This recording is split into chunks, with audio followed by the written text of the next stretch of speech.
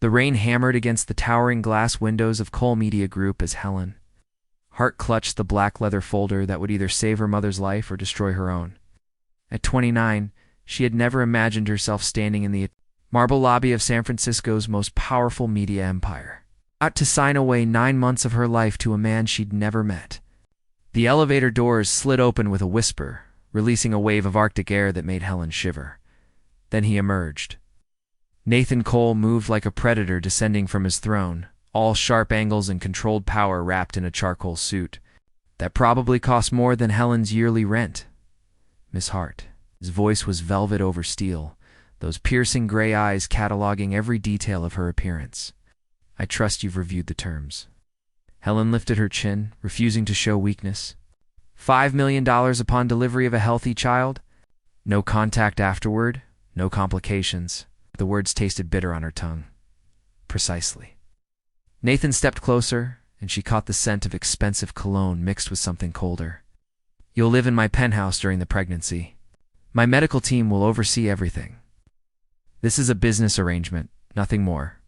And you think I'm desperate enough to agree? Helen challenged, even as her mother's pale face flashed through her mind. Nathan's lips curved in what might have been a smile if it had reached his eyes.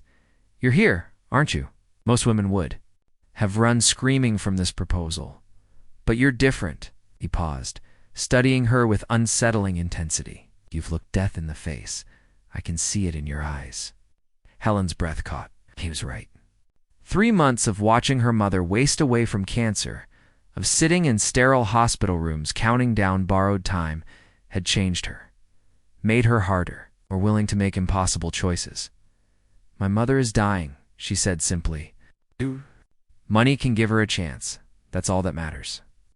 Something flickered across Nathan's features, too quick to interpret.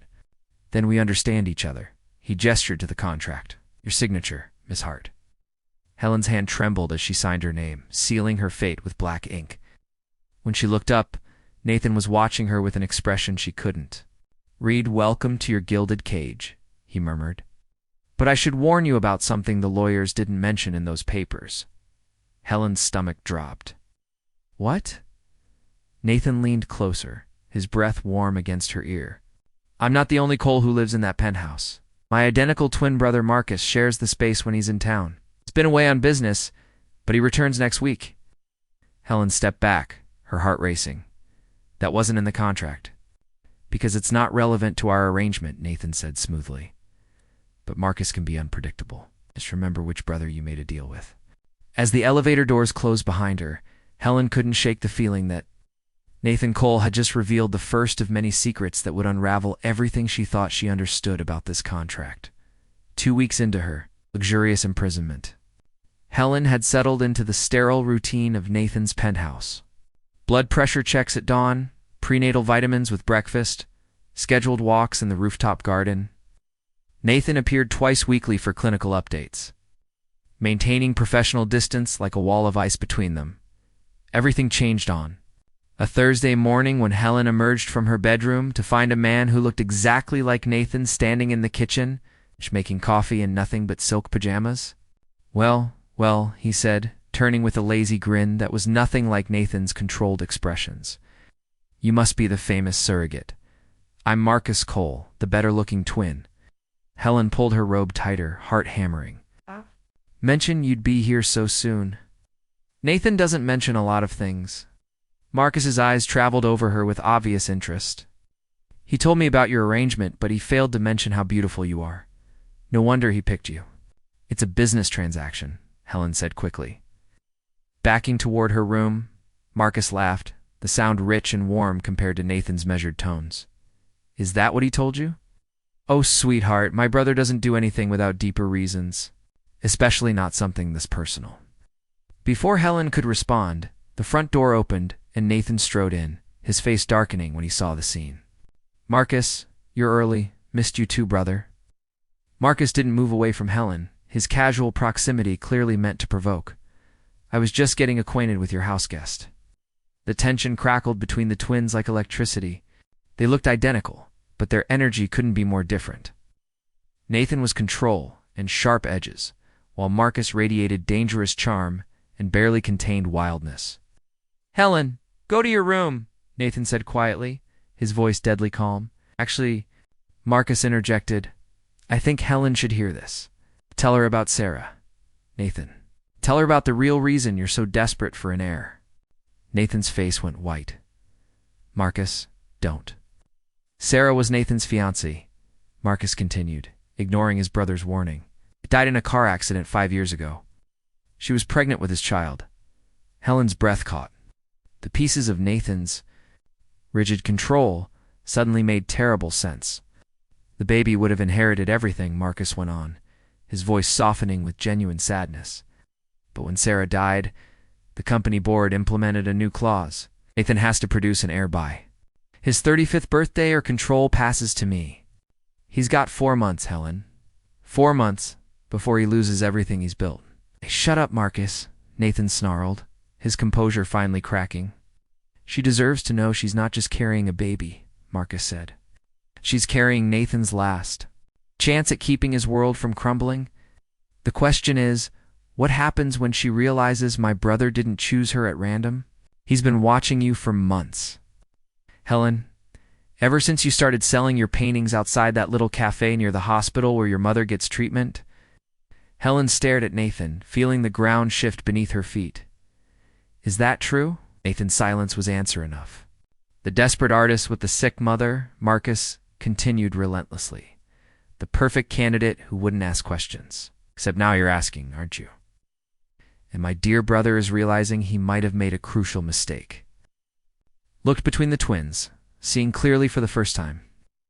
Nathan, the controlled perfectionist who planned every detail. Marcus, the chaos that threatened to unravel everything. And her, caught in the middle of a game she was only beginning to understand. I need some air, she whispered, fleeing to her room before either brother could respond. Behind the closed door, she pressed her hands to her still flat stomach, wondering what other secrets were waiting to destroy the fragile world she'd stepped into. Outside, she could hear the twins arguing in hushed, furious tones. But she couldn't make out the words. What she didn't know was that Marcus Cole had his own reasons for returning to San Francisco. They had nothing to do with family loyalty. The next morning, Helen woke to find Nathan gone and Marcus making breakfast, humming softly to himself. The domestic scene felt surreal after yesterday's confrontation. Peace offering, Marcus said, sliding a plate of perfectly scrambled eggs toward her. I may have been too blunt yesterday. Helen accepted the food cautiously. Why'd you tell me all that? Because my brother's an idiot who thinks he can control everything, including feelings. Marcus poured himself coffee, studying her over the rim. He's been different since you arrived, more human. It's been fascinating to watch. He barely speaks to me. That's how you know you're getting to him, Marcus grinned. Nathan only goes silent when something matters. Trust me, I know him better than anyone. Helen was about to respond when her phone buzzed. The hospital. Her heart stopped as she answered. Miss Hart? This is Dr. Martinez. Your mother's condition has taken a turn. You should come immediately. The phone clattered from Helen's numb fingers. Marcus caught her as she swayed his arms, strong and steady around her. What is it? My mother, Helen gasped. I have to go to the hospital. I'll drive you, Marcus said without hesitation.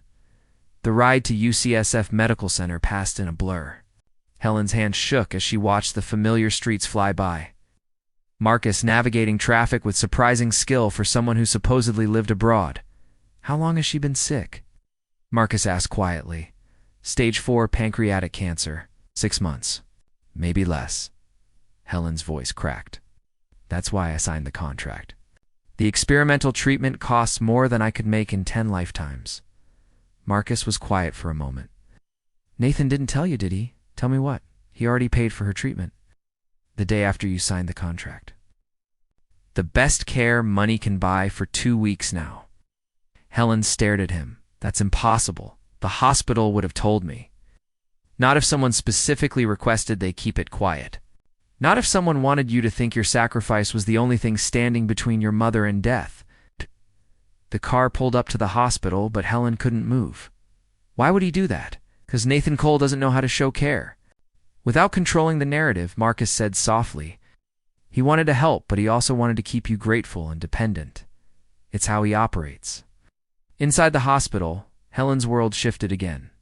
Her mother looked better than she had in months, color in her cheeks, sitting up in bed reading a magazine. "Helen, sweetheart, the doctors say the new treatment is working. I feel stronger every day." Her mother's eyes were bright with hope. "I don't understand how we suddenly qualified for the program, but it's a miracle."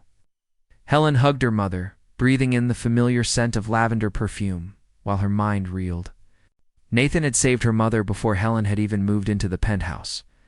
Everything she thought she knew was a lie. "Mom, I need to tell you something," Helen began, but her phone interrupted her. A text from Nathan. "Emergency at the office. Marcus will explain everything. Trust him." Marcus appeared beside her, his expression grim. "We need to go now." "What's happening?" "The board called an emergency meeting. Someone leaked information about your pregnancy to the press."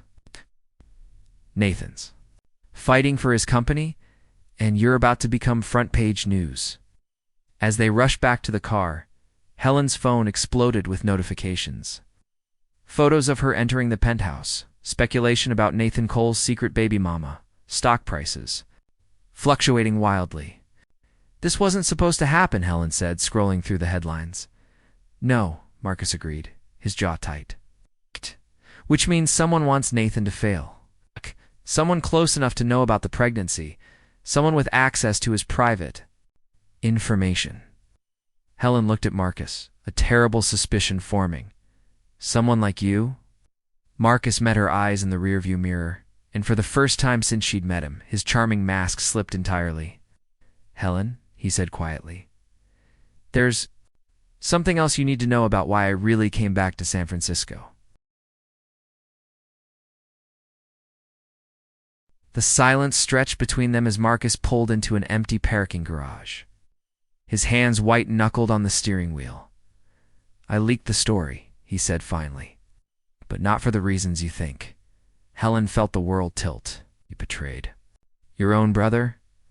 "I saved him." Marcus turned to face her, his eyes desperate. "Helen, the baby you're carrying isn't Nathan's heir. It's mine." The words hit her like a physical blow. "That's impossible. The artificial insemination procedure you underwent. I switched the samples. Nathan thinks he's getting his biological child, but the DNA will prove otherwise. When the board finds out, they'll have to give control to me anyway. But Nathan won't lose everything. He'll still have his shares, his fortune, just won't have the crushing responsibility he never wanted in the first place." Helen pressed her hands to her stomach, feeling sick. "You're insane." "Am I?" "Nathan has been miserable for 5 years. Helen, trapped by duty, by grief, by a company that demands everything from him. I've been watching him destroy himself slowly, and I couldn't stand it anymore. So you decided to destroy him quickly instead." Marcus flinched. "The child will still be a Cole. The bloodline continues. But Nathan gets his life back, and I get the company I've always wanted. It's perfect. Perfect." Helen's voice rose. "You manipulated all of us. You made me part of your sick game." "I fell in love with you," Marcus said desperately. "That wasn't part of the plan. The moment I walked into that penthouse and saw you, everything changed. I don't want the company anymore, Helen. I want you. I want our child. I want us to disappear together and leave all this behind." Helen stared at him, seeing clearly for the first time. The charming smiles, the casual touches, the way he'd been there exactly when she needed support. It had all been calculated. "You're as controlling as Nathan," she whispered. "You just hide it better." Her phone rang. Nathan's name on the screen. "Don't answer," Marcus warned. Helen lifted the phone anyway. "Nathan, Helen, where are you? The board is demanding a DNA test. They're saying the pregnancy is fake, that I'm manipulating the timeline to keep control." Helen looked at Marcus, who was shaking his head frantically. "I'm with Marcus. Get away from him now." Nathan's voice was sharp with panic. "Helen, there's something about Marcus you don't know. He's not my twin. He's my half-brother. born 3 minutes after me to my father's mistress. The resemblance. Isaac coincidence, but the hatred is real. It's been trying to destroy me for 20 years. The parking garage suddenly felt claustrophobic. Helen opened the car door, but Marcus grabbed her wrist. Don't listen to him, Marcus pleaded. He's desperate. He'll say anything to keep you under his control. Let me go. I can't. You're carrying my child, Helen. We belong together. The baby belongs to whoever raised it with love, Helen said fiercely, twisting free. And that's not going to be you. Ran toward the exit, Marcus calling her name behind her. Her phone buzzed with a text from an unknown number. Meet me at Pier 39. Come alone. Trust no one else. A friend 20 minutes later, Helen stood on the windy pier, fog rolling in from the bay. A woman approached from the shadows, elegant and poised, despite the casual clothes. Helen Hart. The woman extended her hand. I'm Sarah Mitchell. I think it's time someone told you the truth about the Cole brothers. Helen's breath caught. Sarah. But you're supposed to be dead. Sarah smiled sadly. That's what they wanted. Everyone to believe. But I've been watching, waiting for the right moment to stop their game. You see, Helen, neither Marcus nor Nathan is telling you the truth, and the baby you're carrying is not either of theirs. The fog swirled around them as Sarah continued, her voice barely audible over the crash of waves.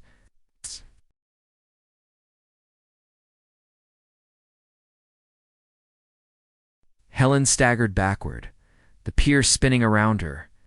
I don't understand. Sarah's expression was gentle but determined. 5 years ago, when I supposedly died in that car crash, I was 8 months pregnant. The accident was real, but I survived. The baby didn't. Her voice cracked. I was heartbroken, but I was also terrified. You see, I'd discovered that Nathan wasn't the father. Marcus, Helen whispered. Neither of them. Sarah pulled out a photograph of a young man with kind eyes. In an easy smile, this is David Chen, Nathan's business partner and best friend. We fell in love while Nathan was consumed with building his empire. David was going to leave his wife, and we were going to raise the baby together. But the night of the accident, David was driving the other car. Helen's legs gave out and she sank onto a nearby bench. The fog seemed to mirror her confusion, thick and disorienting. David died instantly, Sarah continued. I was thrown clear, but everyone assumed I'd died, too. The authorities couldn't identify my body because there wasn't one to find.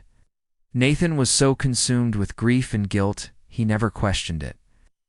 I let him believe I was dead because I couldn't bear to tell him the truth about the baby. But why? Are you telling me this now? Sarah sat beside her, because I never stopped loving Nathan despite everything. And when I heard about his desperate plan to have an heir, I knew I had to act. Act, you see. Helen, the fertility clinic Nathan used, I've been working there under an assumed name for 3 years. When you came in for the procedure, I made sure you were implanted with my frozen embryos. Helen's hands flew to her stomach. Your eggs? Fertilized by David's sperm, preserved from before he died. The baby you're carrying is mine and David's, created through love, not manipulation or desperation. Sarah's eyes filled with tears. I couldn't let Nathan go through the pain of losing another child, so I gave him the one I lost, a pieces. Clicked into place with devastating clarity. Nathan doesn't know.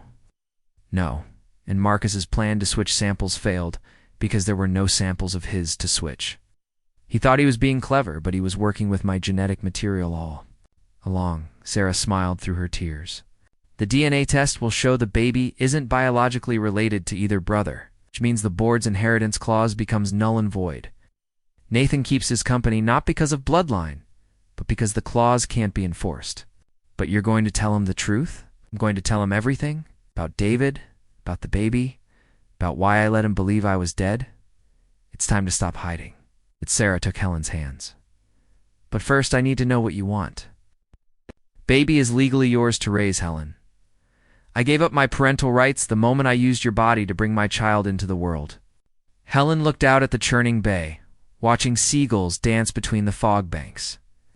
3 months ago, she'd been a struggling artist, desperate to save her mother's life. Now she was caught between two brothers carrying a child that belonged to neither of them, in love with a man who'd been grieving a woman who wasn't really dead. "I love Nathan," she said quietly. "Despite everything, despite the manipulation and the secrets. But I won't be anyone's consolation prize or replacement." "He loves you too," Sarah said softly. "I could see it in his eyes when I watched you two together. The way he looks at you isn't how he looked at me. It's deeper, more real, less desperate. Lens." Phone buzzed. "Nathan again," she answered. "Helen, please, tell me where you are. Marcus is missing, the board is in chaos, and I can't lose you too." "Pier 39, she said simply. "And Nathan? Sarah's here, the real Sarah." The silence stretched so long Helen thought the call had dropped. "I'm on my way," he finally whispered. 20 minutes later, Nathan appeared through the fog like a ghost returning to life. He stopped short when he saw Sarah, his face cycling through disbelief, joy, and devastating pain. "You're alive?" he breathed. "I'm alive," Sarah confirmed, "and I have so much to explain." For the next hour, Sarah laid out the truth. David's affair, the real paternity of her lost child, her 5 years in hiding, her job at the fertility clinic. Nathan listened in stunned silence, his world reshaping with every word. "The baby Helen's carrying," he said finally, "is yours and David's."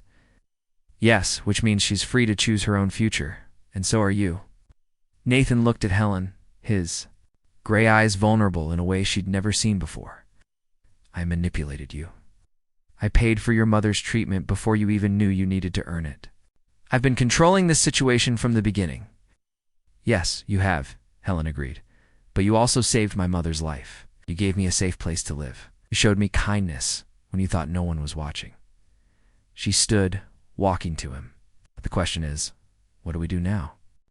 Nathan reached for her hands, his touch gentle. "I want to earn the right to love you properly, not as part of a contract or a desperate plan, but as Helen Hart, the woman who taught me how to be human again. And the baby deserves." "Parents who choose each other freely," Nathan said, looking between Helen and Sarah. "If you'll have me, Helen, I'd like to be that parent, not because of obligation, but because I can't imagine a life without you in it." Helen felt the last walls around her heart crumble. "Yes." Sarah smiled through her tears. David would have loved this ending. 6 months later, Helen gave birth to a healthy daughter with David's kind eyes and Sarah's delicate features. Was there for every contraction, every push, every first breath. He cut the umbilical cord with shaking hands and cried. When the baby was placed in Helen's arms, they named her Hope. Marcus had disappeared entirely, but not before leaving a letter, apologizing for his manipulation and wishing them happiness. The company thrived under Nathan's leadership. It's no longer driven by desperation, but by purpose. Sarah became Hope's loving aunt and Helen's closest friend, finally at peace with her past. Helen's mother recovered completely, spoiling her granddaughter. With the fierce love of someone who'd been given a second chance at life, and Helen and Nathan, they married on the first anniversary of Hope's birth. In a small ceremony, overlooking the bay where fog danced between sailboats and love proved stronger than any contract. As Helen walked down the aisle in her mother's wedding dress, carrying Hope in her arms while Nathan waited at the altar with tears in his eyes. She knew she'd found something rarer than any fairy tale, a love built on truth, choice, and the courage to trust again. They had all learned that sometimes the greatest gifts come not from desperate deals or careful plans, but from the willingness to be vulnerable, to forgive, and to let love rewrite the rules. The end asterisk liked this video. If the story touched your heart, subscribe for more emotional tales, and share with someone who believes in the power of true love. And let us know in the comments. We love connecting with our global community of romance lovers.